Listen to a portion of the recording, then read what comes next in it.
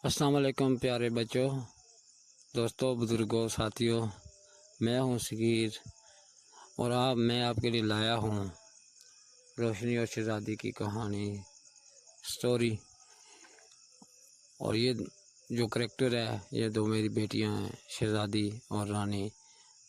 उनको करैक्टर को मद्देनज़र रखते हुए ये मैं आपके लिए पेश कर रहा हूं। अच्छी लगे तो लाइक और सब्सक्राइब लाजमी कर दीजिएगा।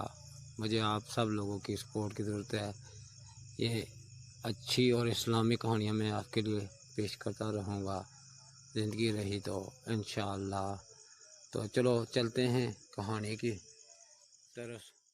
खेल छोड़कर नमाज शहजादी और रानी की कहानी बच्चों को दीन की तरफ कैसे लाएं? शहजादी और रानी, गांव के बच्चों को हिदायत नमाज। सबसे पहले है शहजादी और रानी की कहानी। आज आप सबको है सुनानी शहजादी और रानी की कहानी। खेल छोड़। वाह शहजादी, आज गांव कितना रौनक वाला लग रहा है।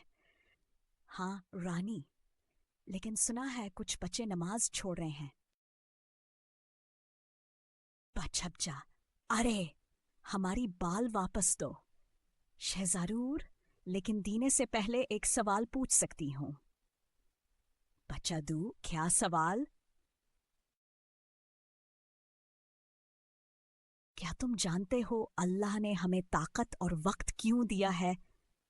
बच्चा, ताकि हम खेल सकें। हाँ, खेलना अच्छा है, मगर इबादत और नेकी के लिए भी। आपा ज़ीनब, शहजादी बेटा, शुक्रिया कि तुम उनसे बात कर रही हो। ये कुरान की क्लास छोड़ रहे हैं।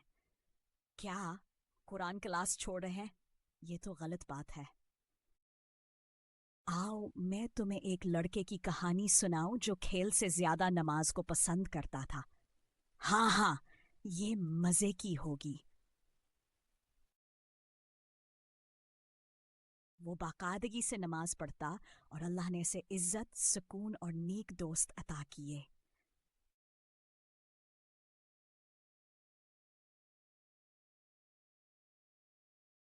हमें नहीं पता था कि नमाज छोड़ना इतना बड़ा है। बच्चा, अब से हम खेलने से पहले नमाज पढ़ेंगे। रानी, शाबाश, यही सही है। याद रखो, खेलना अच्छा है मगर नमाज सबसे पहले। सब बच्चे, इंशाअल्लाह।